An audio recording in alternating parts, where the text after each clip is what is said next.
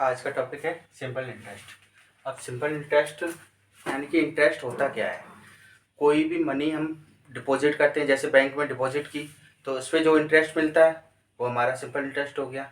या फिर हमने किसी को उधार दिया, ठीक है, तो जो हमारा प्रिंसिपल पे ही सिर्फ इंटरेस्ट लगे, इंटरेस्ट पर इंटरेस्ट ना लगे, ओनली किस पे लगे, principal, principal amount.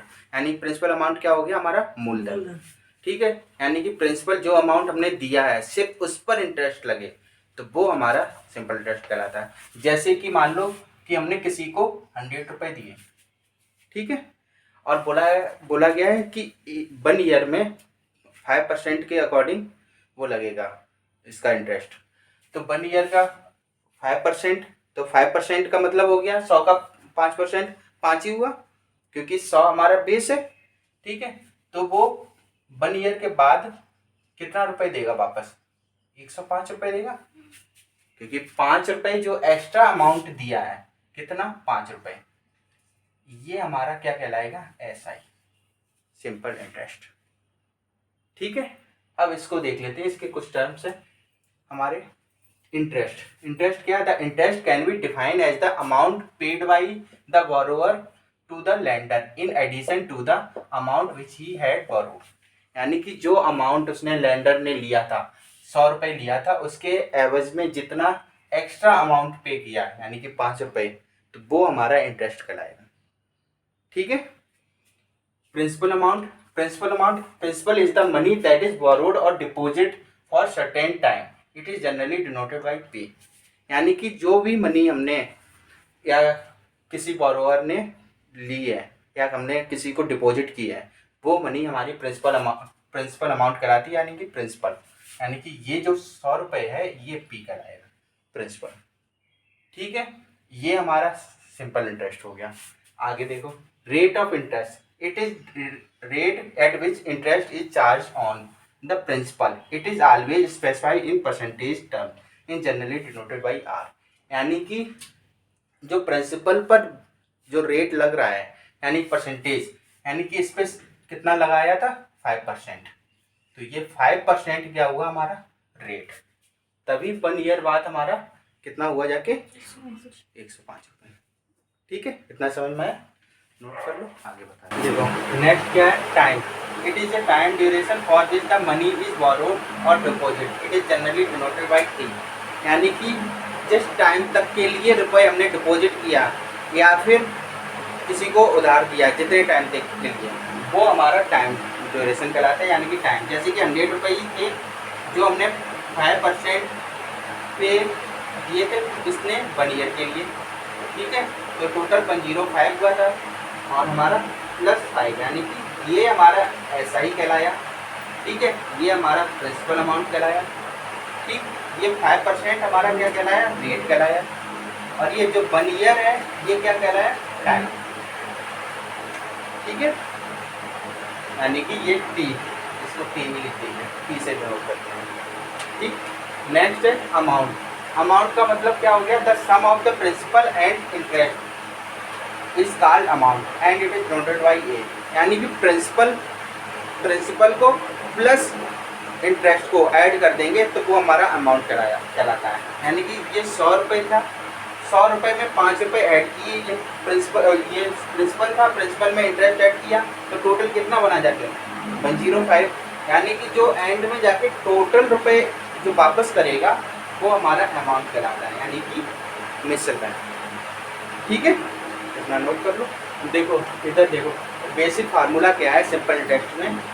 Simple interest equal to होता है principal into rate into time upon 100, यानी कि SI equal to P into R into T upon 100। ये तो हमारा बेसिक फार्मूला है। अब इसी से अगर हमको कोई बाकी चीज़ें मालूम है, अगर सिर्फ पी निकालना है तो हम क्या करेंगे, इसके और फार्मूला बना सकते हैं, 100 को इधर मल्टीप्लाई में ले जाएं, ठीक है, तो ये हो जाएगा एसआई इंटू 100, ठीक है, और आर अपॉन टी से अपॉन में ले आए तो आर इंटू टी, तो ये हो गया हमारा प्रिंसिपल अगर निकालना है, एसआई मालूम, रेट मालूम, टी मालूम, तो क्या करेंगे, SI into 100 upon R into T, ठीक है।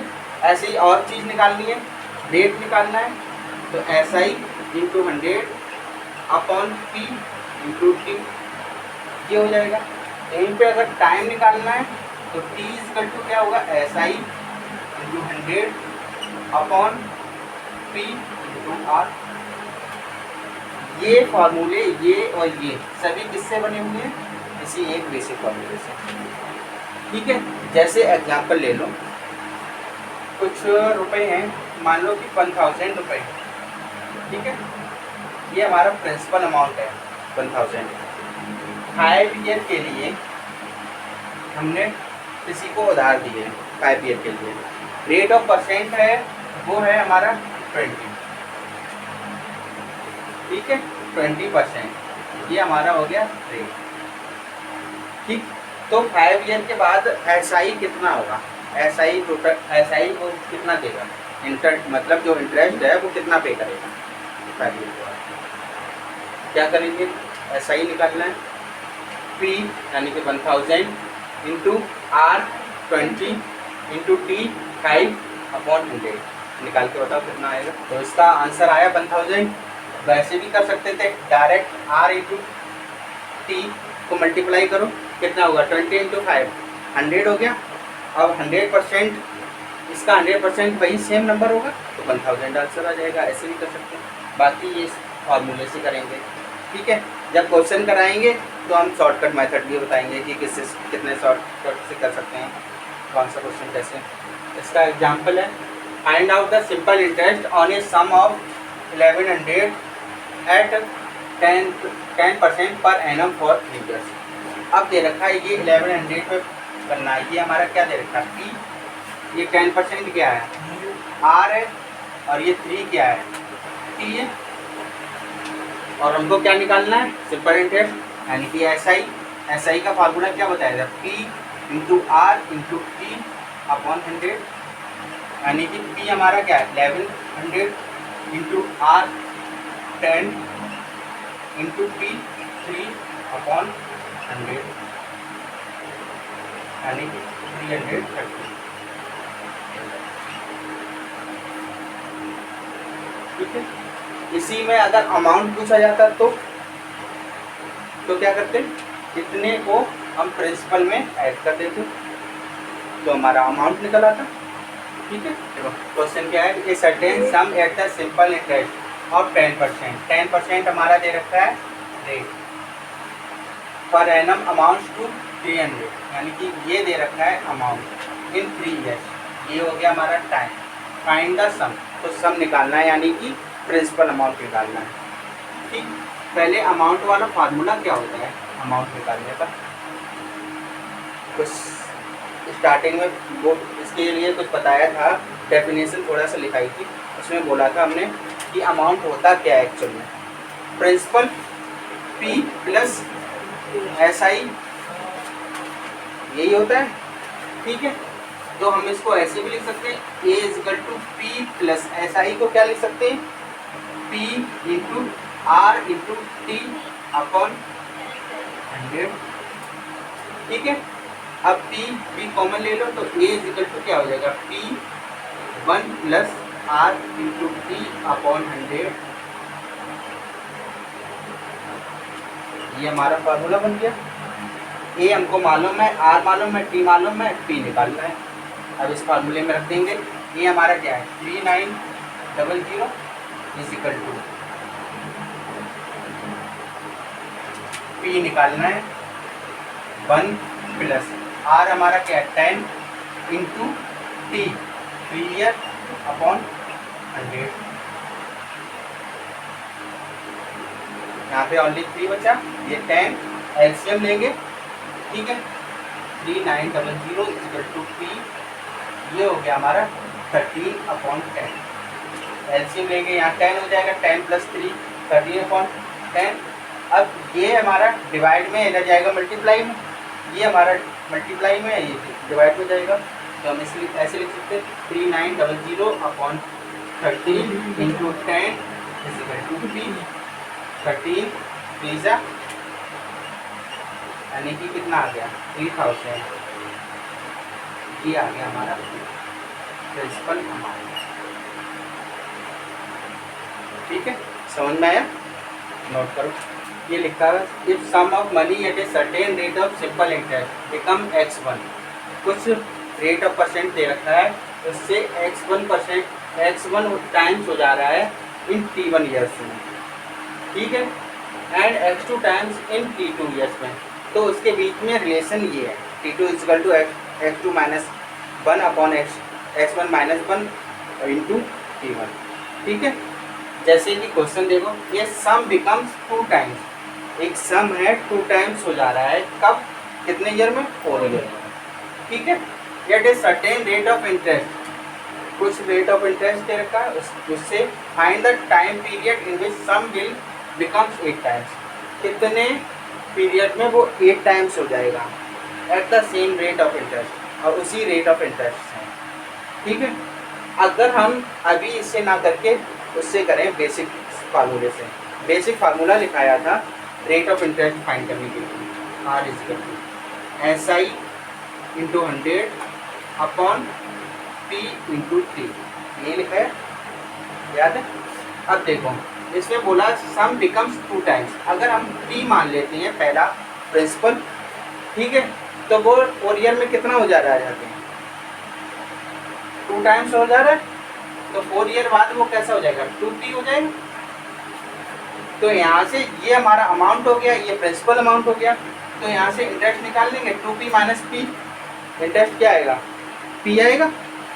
ठीक है, तो यहाँ पे P into 100 upon P principal into P कितना हो गया हमारा 4 ईयर, P से P कट गया, 4 से 25, यानी कि 25% क्या आ गया, रेट। ठीक है, अब 8 टाइम्स करना है, 8 टाइम्स का मतलब इंटरेस्ट कितना होना चाहिए, x था या फिर p था, वो हमारा 8 टाइम्स हो गया, 8p हो जाएगा, तो 8 में से 7p, यानी कि 7p कितना होना चाहिए, इंटरेस्ट।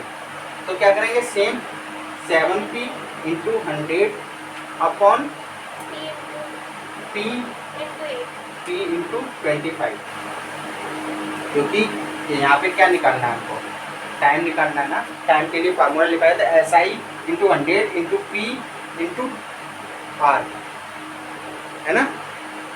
तो 25 4 जा, P से P कट गया, 7 4 जा 28 ईयर में ये हमारा कितना हो जाएगा, 8 टाइम्स हो जाएगा, समझ में आया?